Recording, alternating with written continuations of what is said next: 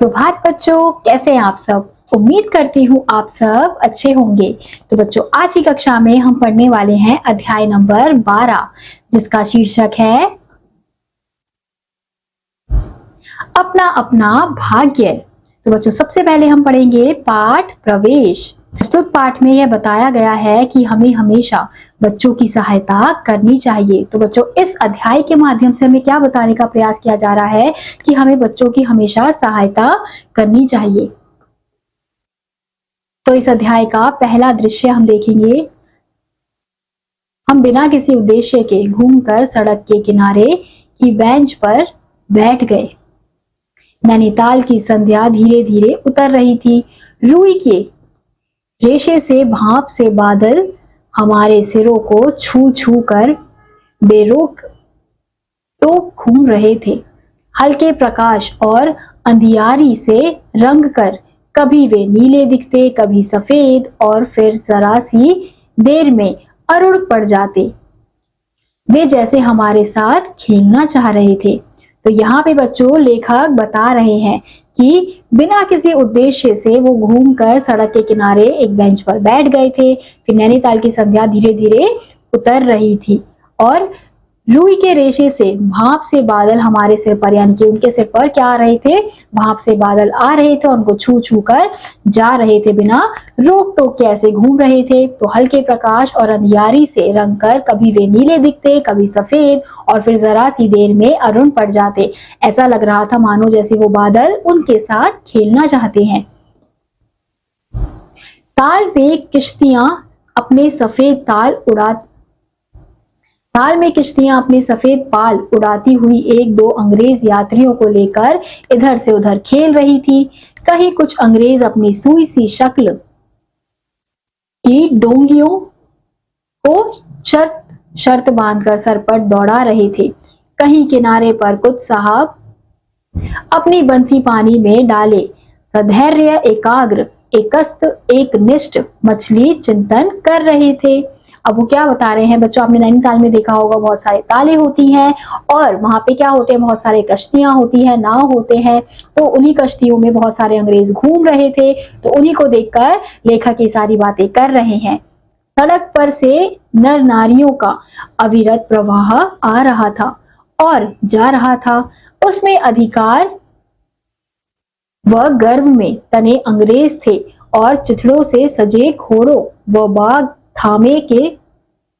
थामे वह पहाड़ी थे, जिन्होंने अपनी प्रतिष्ठा और सम्मान को कुचलकर शून्य बना लिया है और बड़ी तत्परता से दुम हिलाना सीख गए हैं।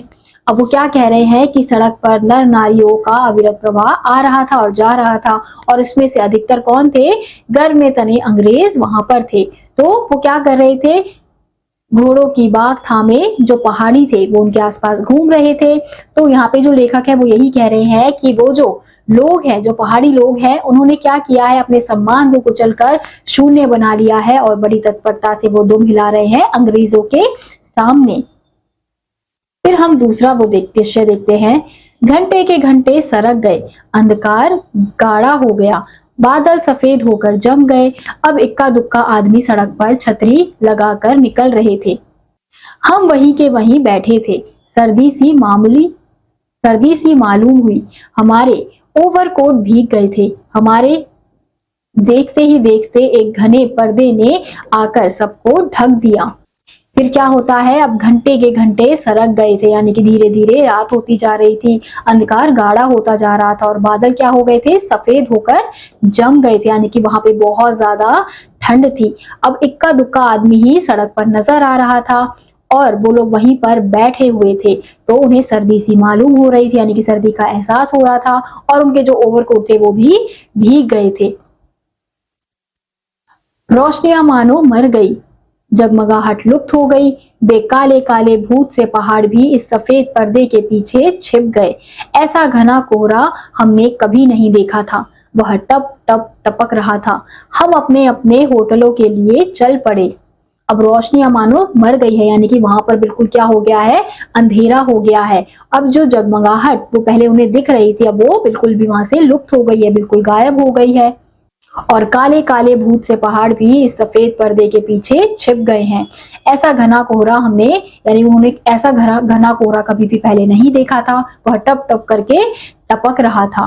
फिर उन्होंने सोचा कि अब हमें वापस होटल चलना चाहिए। फिर हम देखते हैं तीसरा दृश्य। रास्ते में दो वकील मित्रों का होटल मिला। दोनों मित्र छुट्टी लेकर चले गए थे। हम दोनों आगे बढ़े। हमारा होटल आगे था। ताल के किनारे किनारे हम चल रहे थे। सर्दी इतनी थी कि सोचा कोट पर एक कंबल और होता तो अच्छा होता। अब रास्ते में क्या होता है कि उनके दो वकील दोस्तों के जो मित्र होते हैं, जो वकील मित्र होते हैं दो, वो उनका होटल मिल जाता है। लेकिन लेखक और उनके मित्र का जो होता है होटल वो थोड़ा आगे होता है, तो वो ताल के किनारे किनारे से चल रहे होते हैं। और सर्दी इतनी थी कि उनको ऐसा लग रहा था कि उनके कोट के ऊपर एक कंबल होना चाहिए था। रास्ते में ताल के बिल्कुल किनारे एक बेंच पड़ी थी। मैं झटपट होटल पहुंचकर इन भीगे कपड़ों से छुट्टी पाकर गर्म बिस्तर में छिपकर सो जाना चाहता था। बरसात के मित्र की झनक कब उठेगी और कब थमेगी, इसका क्या ठिकाना है, और वह कैसी क्या होगी, इसका भी कुछ अंदाज है। उन्होंने कहा, आओ जरा यहाँ बैठें। अब जो लेखक हैं वो जल्दी से होटल जाना चाहते हैं और इन ठंडे कपड़ों से, गीले कपड़ों से छुटकारा पाना चाहते हैं और बिस्तर में जाके आराम से सोना चाहते हैं। पर उनके साथ का जो मित्र है वो वहां से उठ ही नहीं रहा है, वो वहां से हिल ही नहीं रहा है। तो वो सोच रहे हैं कि वो कब जाएगा, कब इनके साथ उठेगा। फिर उनका मित्र क्या कहता है कि आओ जरा यहाँ बैठे। हम उस कोहरे में रात के ठीक 1 बजे तालाब के किनारे की उस भीगी बर्फीली ठंडी हो रही लोहे की बेंच पर बैठ गए। 10-15 मिनट हो गए। मित्र के उठने का इरादा ना मालूम हुआ तो मैंने खींच कर कहा, चलिए भी। अब क्या होता है कि अब जो उनका मित्र है वो उन्हें बेंच पर बिठा देता है और वो लोग उस कोहरे की रात में 10 बजे वहीं उस तालाब के किनारे उस भीगी हुई बर्फीली ठंडी हो रही लोहे की बेंच पर 10-15 मिनट तक बैठे रहते हैं। फिर लेखक को गुस्सा आता है तो वो खींचकर अपने मित्र से कहते हैं कि चलिए भी। हाथ पकड़कर जरा बैठने के लिए जब इस जोर से बैठा लिया गया तो और चारा ना रहा। लाचार बैठे रहना पड़ा। चुपचाप बैठे बैठे तंग हो रहा था कि मित्र अचानक बोले, देखो वह क्या है। अब उनका जो मित्र होता है वो क्या करता है, उन्हें खींचकर बैठा देता है। अब उनके पास और कोई चारा नहीं होता है, वो अकेले अकेले ऐसे ही चुपचाप बैठे होते हैं। तो मित्र अचानक से उन्हें बोलता है कि देखो वह क्या है। मैंने देखा कोहरे की सफेदी में कुछ ही हाथ दूर से एक काली सी मूरत हमारी तरफ आ रही थी। मैंने कहा, होगा कोई। 3 गज की दूरी से दिख पड़ा एक लड़का सिर के बड़े बड़े बालों को खुजलाता हुआ चला आ रहा है। नंगे पैर हैं, नंगे सिर, एक मैली सी कमीज लटकाए है।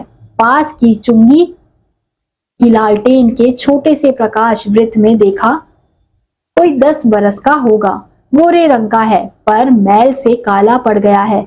आंखें अच्छी बड़ी पर सूनी है। माथा जैसे अभी से झुर्रियां खा गया है। वो क्या देखते हैं कि कोहरे की सफेदी से कोई एक हाथ, कुछ ही हाथ दूर एक काली सी मूरत उनके पास आ रही होती है। तो लेखक कहते हैं कि होगा कोई। फिर 3 गज की दूरी से दिख पड़ा कि एक लड़का, सिर पर बड़े बड़े बाल हैं और वो खुजलाता हुआ उनकी तरफ आ रहा है। उसका पैर नंगा है, यानी कि पैर पर कुछ भी नहीं पहना है। एक मैली सी कमीज लटकाए हुए, पास की चुंगी की लालटेन के छोटे से प्रकाश से उन्हें दिखा कि वो जो लड़का है वो 10 बरस का होगा और गोरे रंग का है पर मैल के कारण काला पड़ गया है। और आंखें अच्छी है, बड़ी है पर सूनी है, और माथा जैसे अभी से उसे झुर्रियां खा गई हैं। मित्र ने आवाज दी, ए। उसने जैसे जाग कर देखा और पास आ गया। तू कहाँ जा रहा है रे? उसने जैसे सूनी आंखें फाड़ दी। दुनिया सो गई, तू ही क्यों घूम रहा है? बालक मौन मूक फिर भी बोलता हुआ चेहरा लेकर खड़ा रहा। कहाँ सोएगा? यहीं कहीं। कल कहाँ सोया था? दुकान पर। आज वहां क्यों नहीं? नौकरी से हटा दिया। क्या नौकरी थी? फिर हम क्या देखते हैं कि अब जो लेखक के मित्र हैं वो उस बालक को आवाज लगाते हैं और उससे पूछते हैं कि तू कहाँ जा रहा है, सारी दुनिया रात को सो रही है, तू क्यों ऐसे घूम रहा है। और वो जो बालक है वो ऐसे उनको देखता है कि जैसे सूनी आंखें फाड़ दी हो, यानी कि वो सूनी आंखें से आंखें फाड़ फाड़ कर देखता है।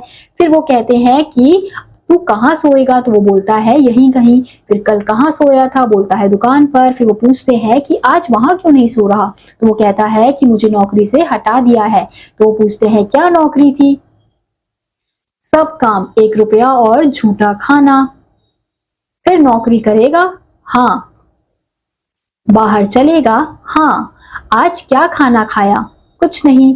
अब खाना मिलेगा, नहीं मिलेगा। यूं ही सो जाएगा, हाँ। कहाँ, यहीं कहीं। इन्हीं कपड़ों में। बालक फिर आंखों से बोलकर मुंह खड़ा हो रहा। आंखें मानो बोलती थी, यह भी कैसा मूर्ख प्रश्न। माँ बाप है कहाँ, 15 कोस दूर गांव में। तू भाग आया, हाँ। क्यों, मेरे मेरे कई छोटे भाई बहन हैं जो भाग आया। मेरे कई छोटे भाई बहन हैं सो भाग आया। वहां काम नहीं, रोटी नहीं। बाप भूखा रहता था और मारता था। माँ भूखी रहती थी और रोती रहती थी, सो भाग आया। एक साथी और था, उसी गांव का था, मुझसे बड़ा। दोनों यहाँ साथ आए। वह अब नहीं है। फिर जो लेखक का मित्र है वो उससे पूछता है कि क्या काम करता था तू दुकान में, तो वो बोलता है कि मैं सब काम करता था, उसके बदले मुझे 1 रुपया और झूठा खाना खाने को मिलता था। फिर वो पूछते हैं कि फिर नौकरी करेगा, तो वो बोलता है हाँ। तो बाहर चलेगा, हाँ। आज क्या खाना खाया, तो बोलता है कुछ नहीं। फिर बोलता है जो लेखक के मित्र हैं वो पूछते हैं कि अब खाना मिलेगा, वो कहता है नहीं मिलेगा। तो पूछते हैं यूं ही सो जाएगा, हाँ। कहाँ, यहीं कहीं। इन्हीं कपड़ों में। तो बालक जो है वो उनको फिर से देखता है और उसकी आंखें जो है वो बोल रही होती हैं कि ये भी कोई पूछने की बात है। फिर वो पूछते हैं माँ बाप है, तो बोलता है। बोलते हैं कहाँ, 15 कोस दूर गांव में। तू भाग आया, हाँ। पूछते हैं क्यों, तो वो बताता है कि मेरे कई छोटे भाई बहन हैं तो इसलिए मुझे भाग आना पड़ा। वहां काम नहीं, रोटी नहीं। बाप भूखा रहता था और मुझे मारता था, और माँ भी भूखी रहती थी और वो रोती रहती थी, सो भाग आया। और मेरे साथ एक साथी भी आया था जो मुझसे बड़ा था, लेकिन हम दोनों यहाँ साथ आए थे, लेकिन अब वो नहीं है। फिर जो लेखक के मित्र हैं वो फिर से पूछते हैं कहाँ गया, बोलता है मर गया। इस जरा सी उम्र में ही इसकी मौत से ही पहचान हो गई। मुझे अचरज हुआ, दर्द हुआ। पूछा मर गया, हाँ। साहब ने मारा, मर गया। वह साथ चल दिया। लौटकर हम वकील दोस्तों के होटल में पहुंचे। वकील साहब, वकील लोग होटल के ऊपर के कमरे से उतर कर आए। कश्मीरी 2 शाल लपेटे थे, मोजे चढ़े, पैरों में चप्पल थी, स्वर में हल्की सी झुंझलाहट थी, कुछ लापरवाही थी। ओहो, फिर आप कहिए, आपको नौकर की जरूरत थी ना? देखिए, यह लड़का है। कहाँ से लाए? इसे आप जानते हैं? जानता हूं, यह बेईमान नहीं हो सकता। अजी, ये पहाड़ी बड़े शैतान होते हैं, बच्चे बच्चे में गुण छिपे रहते हैं। आप भी क्या अजीब हैं। लठा उठा लाए कहां से? लो जी, यह नौकर लो। फिर क्या होता है कि वो उस बालक को लेकर अपने वकील दोस्त के पास जाते हैं। फिर वो उनको होटल से बाहर बुलाते हैं। फिर उनका जो दोस्त होता है, वकील दोस्त, वो उनको देखता है उस बालक को, तो वो कहता है ये कौन है? तो बोलते हैं कि आपको नौकर की जरूरत थी, तो ये रहा नौकर, देखिए लड़का है। तो कहते हैं कि इसे कहाँ से लाए हैं? और यहाँ के जो लोग होते हैं, बच्चों में भी बहुत ज्यादा गुण छिपे होते हैं। आप भी अजीब बात करते हैं, आप भी उठा के लेकर आ गए और बोल दिया कि ये लो नौकर, क्योंकि वो उस पर संदेह कर रहे थे कि ये बेईमान होगा। मानिए तो यह लड़का अच्छा निकलेगा। मानिए तो यह लड़का अच्छा निकलेगा। आप भी जी बस खूब हैं। अरे गहरे को नौकर बना लिया जाए और अगले दिन वह ना जाने क्या क्या लेकर चंपत हो जाए। आप मानते ही नहीं, मैं क्या करूं? माने क्या खाक, आप भी जी अच्छा मजाक करते हैं। अच्छा, अब हम सोने जाते हैं। और वे 4 रुपए रोज के किराए वाले कमरे में सजी मसहरी पर झटपट सोने चले गए। अब जो उनके वकील दोस्त हैं वो उसको नौकर बनाने के लिए तैयार नहीं होते हैं, क्योंकि उन्हें ऐसा लगता है कि वो कहीं से भी उनको उठा के ले आए हैं और फिर नौकर बनाने के लिए कह रहे हैं। अब आज उन्होंने नौकर बना दिया और कल वो कुछ सामान लेकर भाग गया। फिर अब इस कहानी का चौथा दृश्य है। वकील साहब के चले जाने पर होटल के बाहर आकर मित्र ने अपनी जेब में हाथ डालकर कुछ टटोला, पर झट कुछ निराश भाव से हाथ बाहर कर वे मेरी ओर देखने लगा। क्या है, मैंने पूछा। इसे खाने के लिए कुछ देना चाहता था, अंग्रेजी में मित्र ने कहा। मगर 10-10 के नोट हैं। नोट ही शायद मेरे पास हैं, देखो।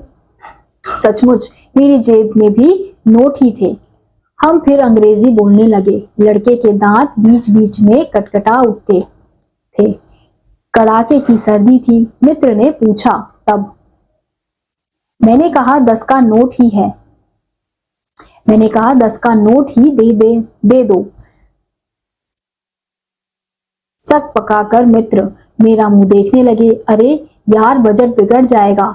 हृदय में जितनी दया है पास में उतने पैसे तो नहीं। तो जाने दो, यह दया ही इस जमाने में बहुत है। मैंने कहा। मित्र चुप रहे, जैसे कुछ सोचते रहे। फिर लड़के से बोले, अब आज तो कुछ हो नहीं सकता, कल मिलना। वह होटल डी पव जानता है, वहीं कल 10 बजे मिलेगा।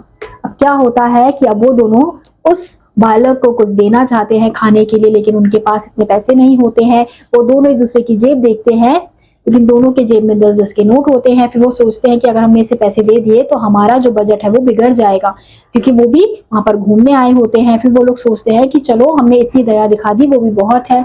फिर जो मित्र है वो कुछ सोचकर उस बालक को क्या कह देता है कि अब कल सुबह आना होटल दीपव में 10 बजे।